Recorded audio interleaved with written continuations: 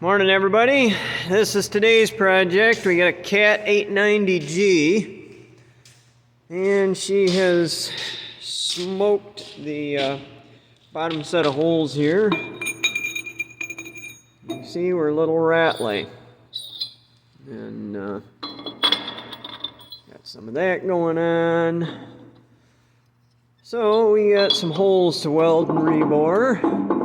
It's going to be a little bit interesting because they've already assembled the top bearing and I got to see if my boring bar fits through there. But anyway, I'll give you guys some more footage as I get stuff set up. But basically, you can see what the project is: a bunch of welding and a bunch of reboring. So that's it for the moment. All right. I'm not going to shoot continuous video this time. I just figured I'd show a few highlights along the way. So you can see the basic setup. This is actually my blind hole boring bar, but it's easier to use for setup on this kind of stuff than the 6-footers. So I think it's 4-footer. Anyway, so I've got my lineup cones in here, got them tightened up. So these loaders, because the load is generally big buckets full load, they tend to hammer the holes out towards the front edge because it's trying to fold the loader up in the middle, basically.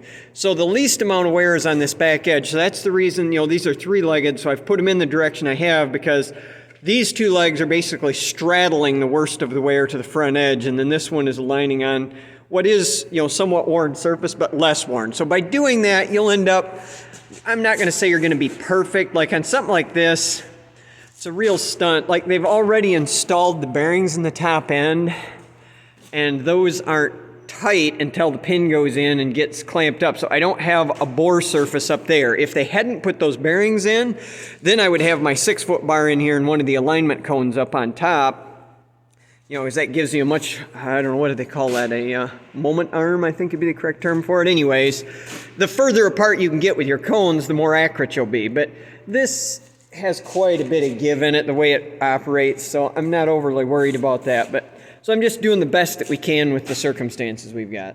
All right, so I hand welded these up. I don't do a lot of that anymore. I usually use the bore welder, but it's such a pain in the butt to get set up vertically here with the bore welder. The gap between these bottom ears and the top ones is such that it'd be just a nuisance to get that thing set up in here and weld them. More screwing around than it's worth. And vertical bores like this one are actually easier to weld than horizontal ones because you get one bead around the bottom and you're basically just building a spiral up.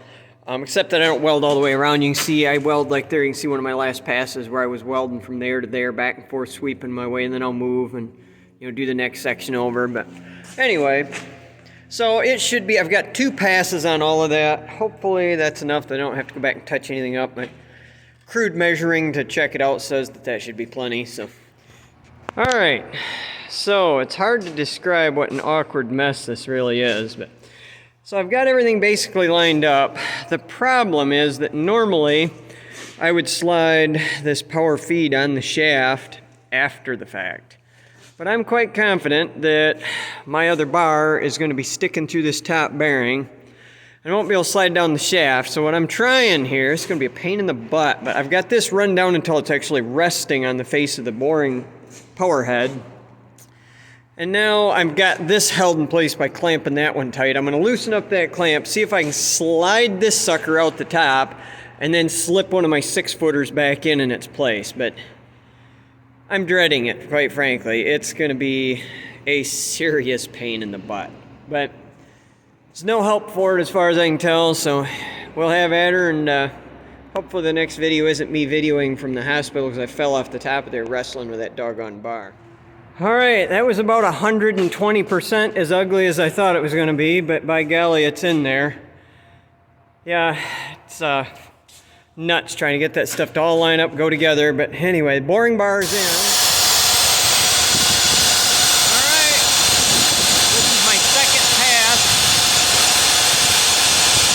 Then I'll have to take a look and decide if I've got any low spots that need to be filled in or if I think it's going to clean up. This is 50 thou on a side cut, and I've got 50 thou on a side punch divots may not clean up with another 50. I'll probably bump it out 30, and if it's still not looking like it's going to clean up at that point, then I'll have to go back in there and touch up some bad spots in the bore. But cutting like a dream.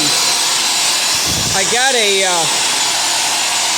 Hammond tool grinder at an auction here a few months back, and I have,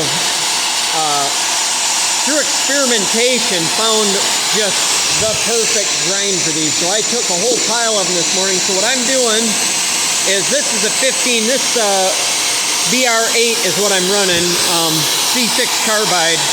So what I've done is round these to match the factory angles that way, which as far as I could tell is 15 degrees. But then what I did is the relief angle on these from the factory is about 10 degrees. I took them back to only 5 degrees of the relief angle, and it has eliminated the chatter. I mean, you can't believe the difference. Like right here, when I started cutting, I didn't realize I had entered the cut. You didn't hear the machine labor, you didn't hear any chatter. It's so silky smooth. So if you're running that kind of tooling, I would suggest modifying the back angle, because the factory back angle on that kind of tool just is not right for boring bar use. All right, so we're gonna get this critter out. This has been my solution to accurately measuring the inside of holes. This is what they call a snap ring groove measuring tool, if I remember right. So anyway, it's got a half thou graduated dial on it, and you can set it to all different base settings. So what I do is, like I've done now, so I take my micrometer, which by the way, these Mitutoyo interchangeable anvil micrometers are awesome for this kind of portable work. I got 0 to 6 inch all in that box. So this is the bushing going in that hole. I measured it. I don't know, measured is really the right word.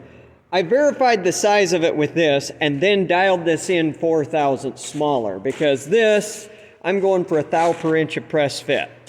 So this is set to what I want my bore to be, and now what I'll do is I'll use it as a master to set this thing to 0, and then this reads plus or minus like a dial bore gauge does. So, but you have to be, you can see it only has 15 thousandths worth of range of measurement, so until you get close enough, you can't even use that thing. Taking a 10,000th on a side cut right now. Should be one more pass after this to clean up, or not clean up, final dimension. I had to take another cut to get it to where I could measure it with my ID mic. All right, well, I have top faced it. I just got done bottom facing it. Came out just fantastic. I've got a couple little voids over in here. It's actually flux inclusions is what it is. Very insignificant. Otherwise, came out good. You can see a little spot here where it didn't make a perfect corner, but none of that stuff matters for functionality, and overall very happy with it. Right now, it's measuring 2 thousandths undersize from my target, and I decided to stop there. It's pretty dadgum risky to try cutting 1 thousandths on a side. You can do it, but it's not worth it. It's so easy to hone 1 thousandths on a side out. I mean, it's less than 5 minutes on a hone, probably 2 or 3, with way more control and predictability that I just don't even risk taking numbers that small. Really wrecks your day when you accidentally cut one oversized.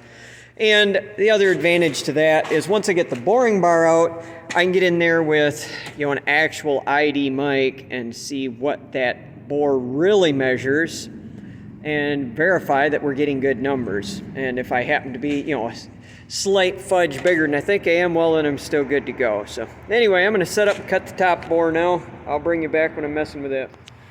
All right, guys. Well, we're done with the boring. Just got done with the top bore.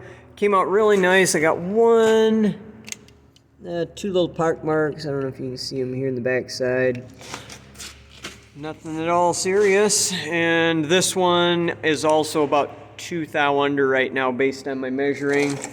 Once again, not going to push our luck with that. So I'm going to go ahead and I think pull the boring bar up but not remove it, but get it up far enough so that I can get some good measurements on the inside of those bores, and then based on what that tells me, decide whether I am really done. So We'll pull the bar a minute, see where we're at.